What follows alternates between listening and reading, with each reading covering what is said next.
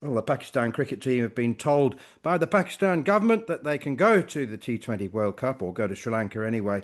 But the PCB announced on social media that they will not be honouring their commitment to play against India. It's a massive, massive story. There are all sorts of ramifications, not least financial.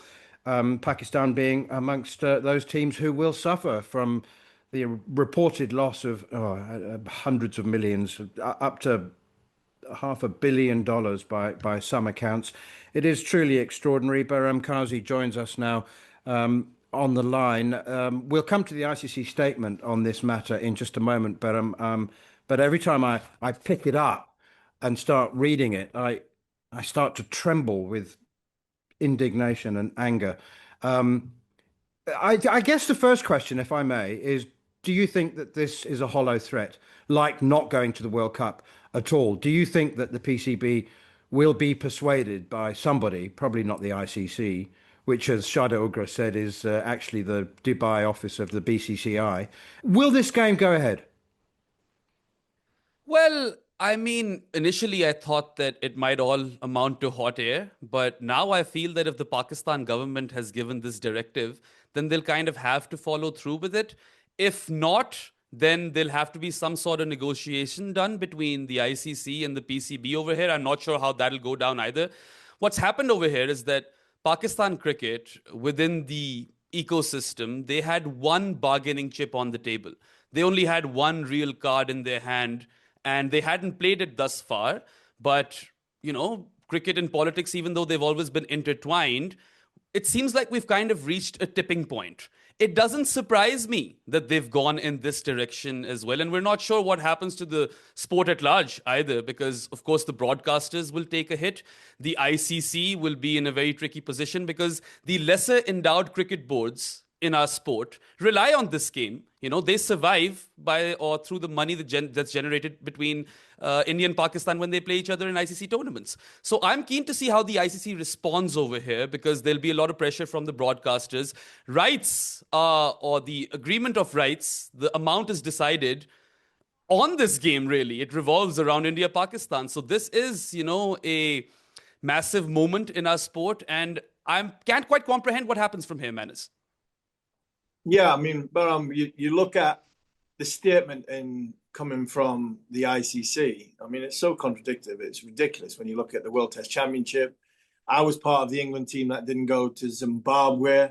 And I even think in the constitution of the ICC, they say if a government pulls a team out, they can't force the team, or more importantly, penalise the team if it's the government that pulls them out. So, I mean, this is the government pulling Pakistan's cricket team out of playing versus India, isn't it? But before you answer that, I hear you. Before you answer that, Harmy, I'm just going to say there that statement, I've calmed down enough now. ICC tournaments are built on sporting integrity, competitiveness, consistency, and fairness, and selective participation undermines the spirit and sanctity of the competitions. And as Harmy was saying, Behram, in 1996, Australia and the West Indies were permitted to skip their games in Sri Lanka. And in 2003, New Zealand and England weren't penalised for skipping their games in Zimbabwe. And that was after the ICC's independently appointed selection security personnel assured all four teams that there wasn't a security threat. So this is not about Pakistan's reasons for not wanting to play India. It's about consistency. As Harmy said, he was part of a team that didn't go to Zimbabwe. And, it is harrowing. Come to think of it, India, they stopped playing bilateral cricket with Pakistan. They ended all bilateral ties. There has been an active effort to keep Pakistan players out of the IPL and in some other teams across other franchise tournaments as well. India didn't shake hands with Pakistan either in the recently concluded Asia Cup, where the toxicity spilled over to a point where all of us just didn't want to watch the cricket anymore. We were like, okay, we're done with this. If you're going to play like this, there's no point. Because thing is, when you open political cans of worms, there will be equally politically charged reactions to it. And you open that can of worms, and now you're seeing political responses from first Bangladesh, where it suited them politically to not go to India. And now Pakistan are just looking at this moment as an opportunistic one. They could, in theory, have done this a long time ago when India refused to travel to Pakistan for the Asia Cup, or when they refused to travel to Pakistan for the Champions Trophy. If anything, this might have come a bit late, or the timing might be odd. But cricket's hegemony had to be challenged at some point. You felt that it was inevitable. There was a certain inevitability to it. And I feel like that's just playing out right now. And this is a wake-up call that I think the cricket hegemony kind of needed. What do you guys think? Yeah, I mean, I totally agree. I mean, I was just about to ask you, is this 10 years or more in the making that Pakistan have finally said, enough's enough, we're not going to play India? And I think more importantly, who does this hurt the most? Is it the broadcaster? Is it the smaller nations off the back of the global handout, which the broadcasters, obviously money is hugely significant, but does it hurt India and Pakistan as well? It probably hurts India the least, right? Because they've got a cricketing economy built around the IPL. So the broadcasters might even recover their money by signing better IPL rights deals. I reckon that those two would probably survive. Pakistan cricket recently got a lot of money from new franchise owners because the PSL is expanding. So maybe they're feeling a bit richer, which is why they've gone through with this, because there will be some sort of penalty over here. The rules or playing conditions of the 2026 T20 World Cup haven't been announced. A forfeiture in the 2024 T20 World Cup, it basically docked a lot of points on net run rate. Right? That was the penalty. I feel like they might get creative, the ICC, with respect to the playing conditions for the 2026 T20 World Cup. They will try whatever they can. And even if there is a government directive from Pakistan, I reckon some sort of financial penalty might be imposed over here. So I really do hope that the PCB have done some math over here. They haven't just taken this decision in haste. And the biggest losers in all of this, Hami, have to be the lesser endowed cricket boards. Because the likes of Zimbabwe, Afghanistan, Ireland, so on and so forth, the associate nations, they rely heavily on the funds generated by the India-Pakistan fixture. And so that was the only leverage that Pakistan had. Now, they're, of course, kind of cashing in on a moment of turmoil over here.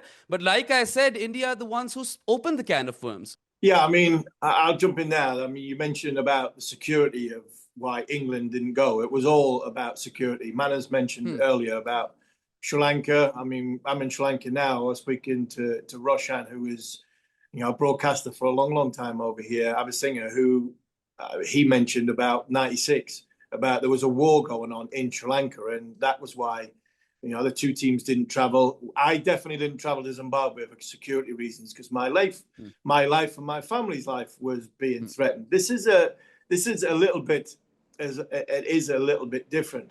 I mean, and I think this is a big if, is there anywhere that if it was something that happened in the European, it would go like European sort of court of arbitration. There's nothing for Pakistan, is there, to blow back on if they do get hit with ridiculous, heavy sanctions, i.e. from the ICC. If the ICC come out and, go over the top with the sanctions, where do Pakistan go from there? It's a fantastic question. And thanks for clarifying that England didn't travel to Zimbabwe for security reasons. You're right in the sense that the previous instances where we've, kind of witnessed forfeitures of games and ICC events, they have kind of revolved around security. This is a bit different. This is entirely political. And perhaps the ICC are able to find some loopholes to hurt Pakistan over here. Look, in the best case scenario, Hami, we might see some reforms with respect to the way cricket is run globally. In the worst case scenario, Pakistan might even be bullied further, right? Like they could be punished to extents that I can't quite comprehend. And you can expect that from the ICC because, look, governments are at play over here. States at our play. Everything is intertwined. Pakistan's interior minister is the PCB chairman, and India's home minister's son, Jay Shah, is the ICC president, who is under a lot of pressure over here because he now needs to keep the global game alive and he needs to go and answer to the broadcasters as well. So it is rather complex in that regard, if you think of it. And it's a great tragedy that politics has marred our sports to this degree. And even if cricket was always political from the get-go, I do feel that now we've reached this sort of tipping point where the future of the international sport kind of becomes uncertain. And that is a queasy feeling. But like I said earlier, there is an inevitability to the cricket hegemony being challenged eventually, right? Like we all saw this coming. It may have happened a wee bit earlier or maybe 10 years late, as you said. There are different kinds of war. There are trade wars and there are political wars. There are cultural and ethnic wars. And Pakistan might well say, and India might well say that, fortunately, at the moment, guns aren't involved. But who are the ICC to say this situation is different?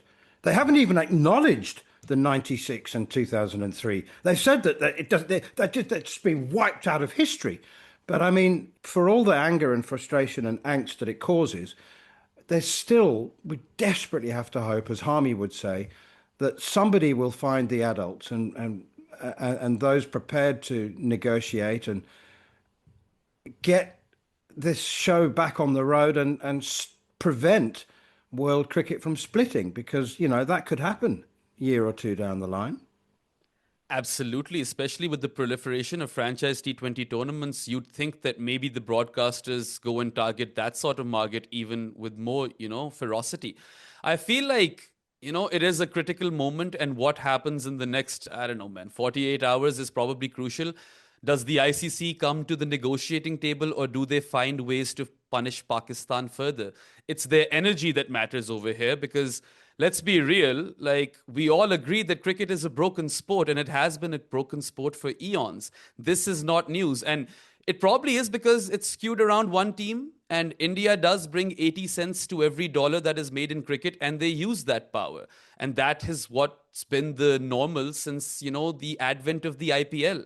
So I feel like, yeah, anything really could happen from here, but it is obviously tragic because, look, the entire ecosystem suffers. We talk about the broadcasters, we talk about the lesser endowed cricket boards, but you and I suffer. We miss out on short views. India and Pakistan, when they play each other, it's a cash cow, right?